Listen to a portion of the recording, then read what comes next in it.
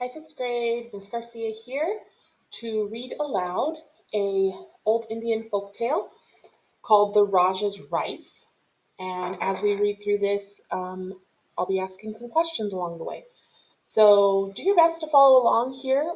This is at the beginning of our Ancient India unit, page 370 in your Reflection Social Studies textbook. So take a moment, pull out your textbook, and turn to that page so you can follow along as I read aloud. The Rajah's Rice. Long ago in India, princes or Rajas ruled over large cities and their surrounding territories. The following is a folktale from that time.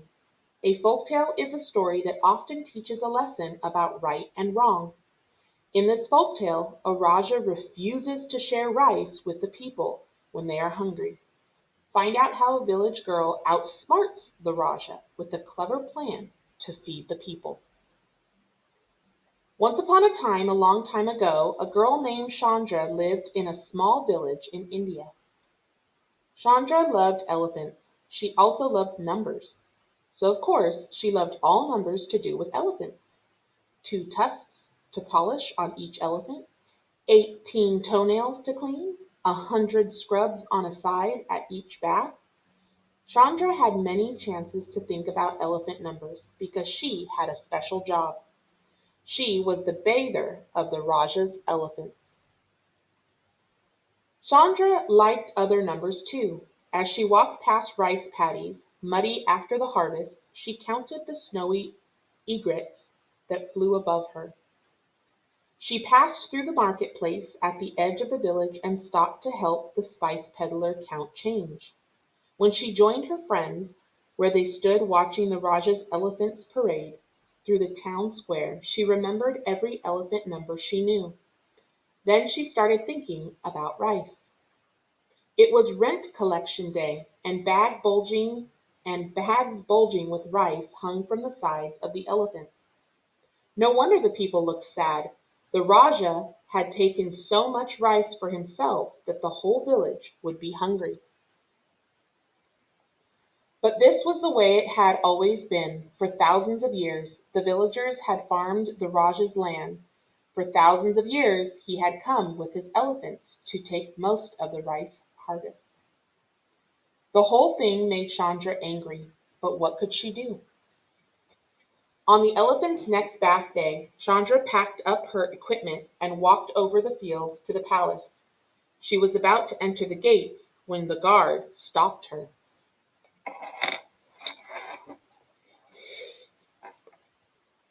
You cannot come in this morning, elephant bather. The elephants have taken sick.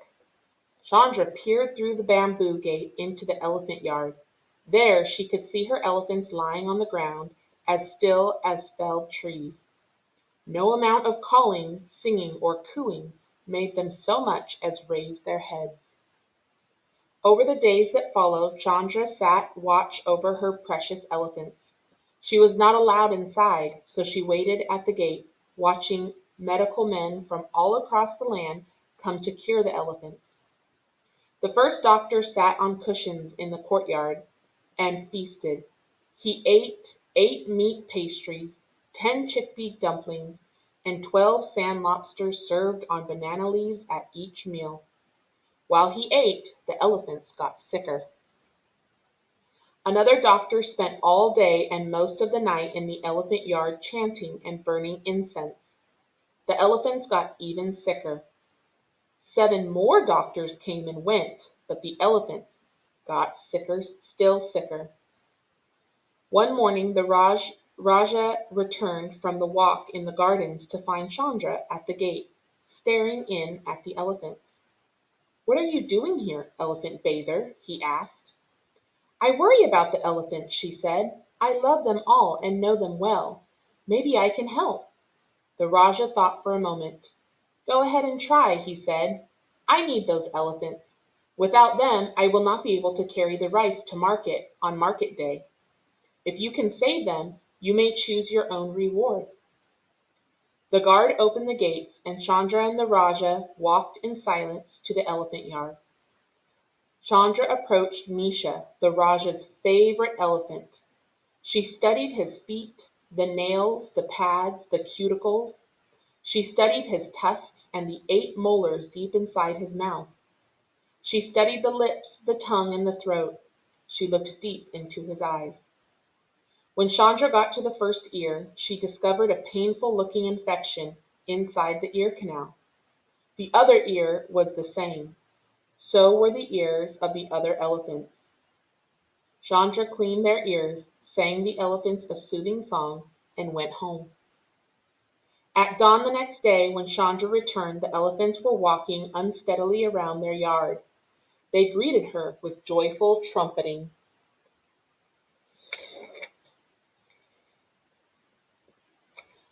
The Rajah was overjoyed. He declared a festival day and invited everyone in the land to the palace.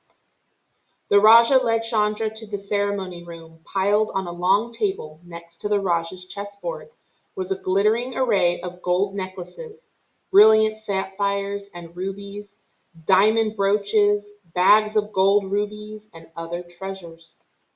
The guests began to arrive, and soon the ceremony room was crowded with villagers. "Name your reward, Elephant Bather," said the Rajah. Chandra looked at the beautiful jewels on the table before her.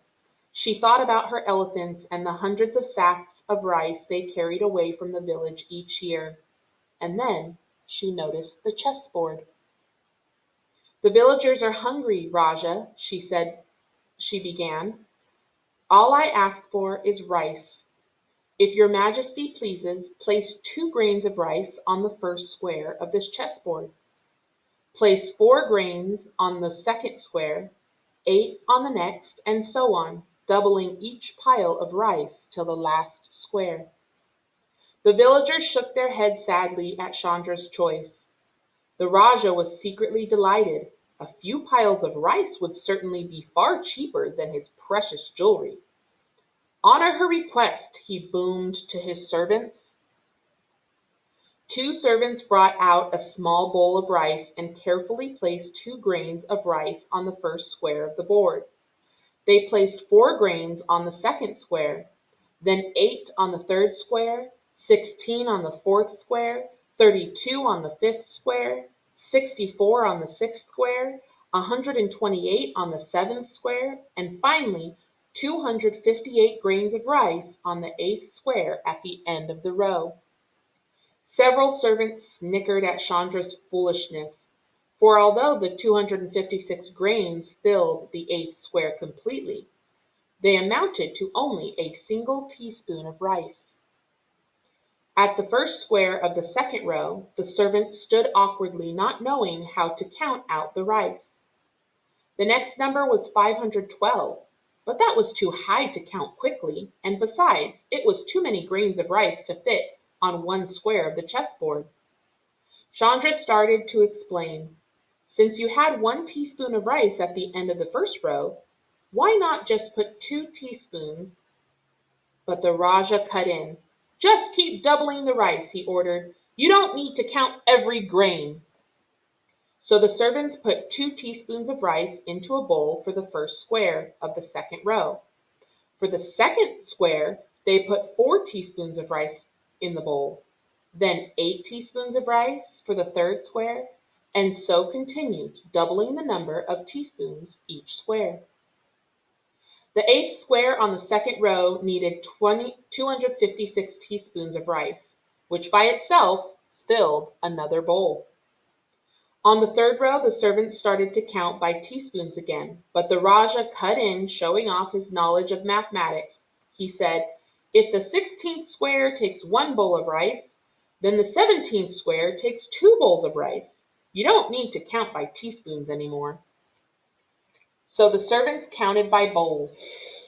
2 bowlfuls for the first square, then 4, then 8, then 16, and so on. The rice for the last square of the third row completely filled a large wheelbarrow. Chandra's neighbors smiled at her. "Very nice," one of them said. "This would feed my family for a whole year." As the servants worked through the fourth row, wheelbarrow by wheelbarrow, the Rajah's palace the Rajah paced back and forth, his eyes wide in amazement. His servants gathered around him. "Shall we bring rice from your royal storehouses?" they asked. "Of course," was the reply.